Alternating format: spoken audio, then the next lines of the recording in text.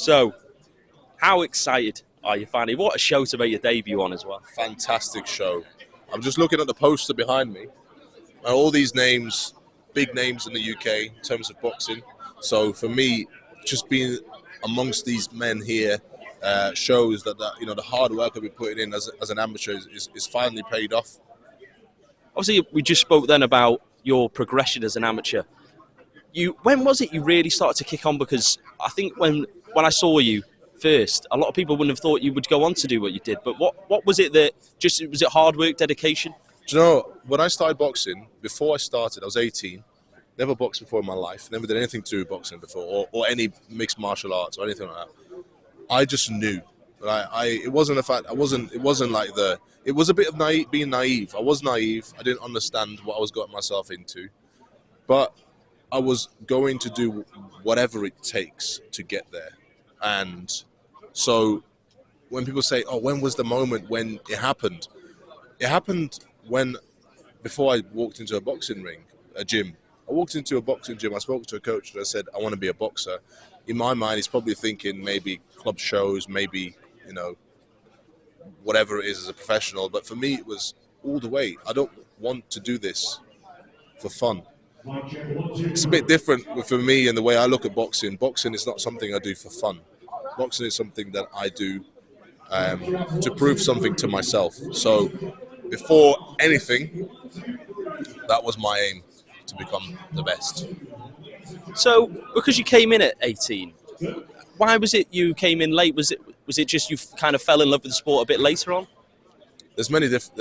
It's a mixture of different things that made me go into boxing. I wouldn't say I fell in love with the sport. I grew up playing basketball. I come to the UK when I was 7. It goes all the way back since I was a child, actually, why I started boxing. It was a mixture of different emotions, anger,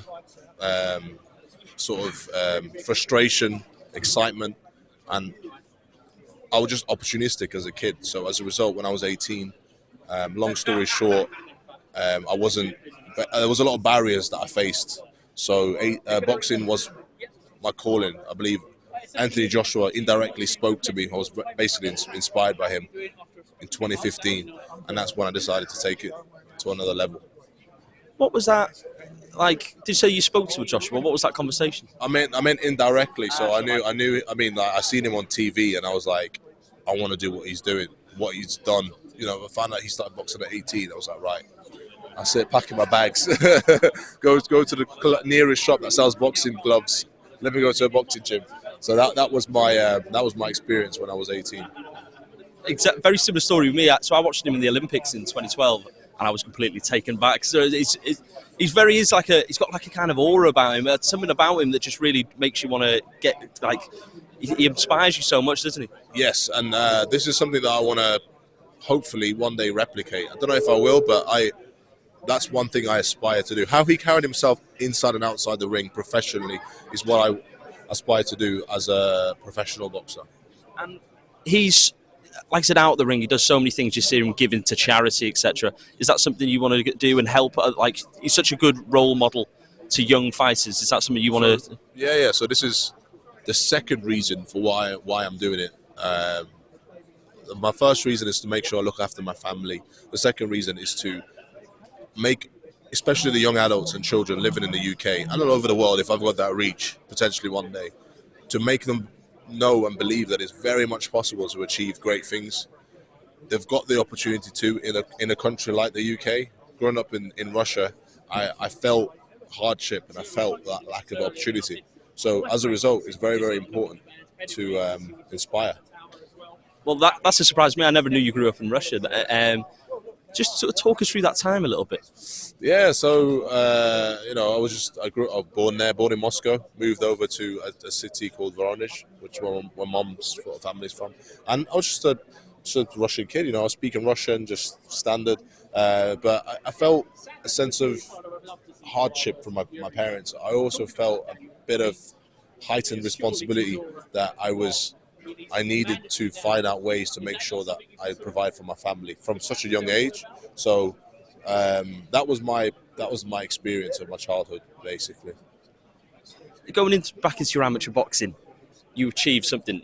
We, especially all as amateurs, we all think when we're younger we're going to get the Olympics, but you actually did it, Joe. That is such an amazing achievement. Do you have many regrets that you maybe didn't medal in there? But even going's an achievement in itself. Uh, every day I think about not medaling in the Olympics. It's because I set myself a goal, which was the minimum was to win a bronze medal. That was the absolute bare minimum. But it's probably my fault, the fact that I'm going to live with this, is because the what I've set for myself, the goal I set for myself is external. It's an external goal. It was nothing. Don't get me wrong. I had some influence, and I gave everything I could. But at the same time, it was an external decision that wasn't anything to do with me. So as a result, I need to make sure that I don't take it too hard. But I feel like maybe it's a little bit too late because it's something that I think about quite often. And the reason why it hurts is because I know that I'll never box and do it again in the Olympics and represent Great Britain in the Olympics. For me, I only had one shot, and that was it. So it's something that I will learn how to have to live with. There was a few rumours about you going to the WWE. I just want to know, was that a serious offer, and how much did you consider it? Because again, it's a very financially good option. Yeah, it was a real thing, and I was offered a contract. I went out there for a couple of weeks, and I absolutely enjoyed it. I loved it so much. Just the whole, it was Florida. It was wonderful. The performance center out there was amazing. I got looked after, and I just loved the training and just the way that the athletes were. It felt like a good family community. I don't look. I'll be honest. I considered it. Yeah, I was thinking about it. Because it's an offer that I would have never thought that I would have gotten. So it took me a good few weeks to really go understand why. What's the reason for why I want to do what I want to do.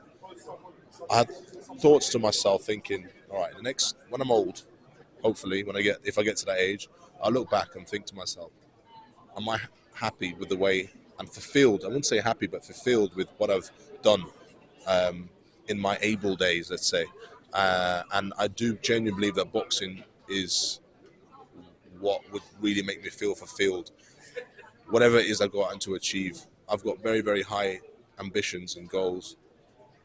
But the most important thing is I'm going to make sure I give absolutely everything. And I'm doing that right now. So as long as I do that, when I'm an old man, I can look back and think, I'm fulfilled, I'm happy, I can die a happy man. So boxing was my choice. It was my choice of pain. So heading into your pro debut, what is it in the professional ranks? How do you think you'll maybe adapt to it? So technically speaking, I will have to set my feet up a little bit more. Obviously, as you would know, being an amateur boxer, we like to sort of dance around the ring. We've got 9 minutes to do our job. As a professional, we've got up to 36 minutes. Yeah. So it's important for me to make sure I set my feet. I hurt my opponent more. The scoring might be a little bit different as well with the damage dealt, let's say. So in terms from that point of view, I've got to make sure I do that. The outside point of view, outside the ring, it's the same. My mindset has always been to make sure I give absolutely everything every day, no matter how I feel, whether I feel good, motivated, whatever it is. So just making sure that I do that. So outside the ring, the same. Inside the ring, slight adaptations. And how quickly do you really want to move in this sport? I know, especially Olympians coming in the sport, we all kind of expect them to be world champions. But yourself, how long do you think it'll take you maybe to get to that kind of level? So world champion level, I'll say probably, if you want the way I'm looking in my mind, if you want real numbers, I'll say 32, 33 years old. I hope to be a world champion. Maybe earlier. You never know. See how it goes. But in my mind, I would want to be a world champion in my early 30s.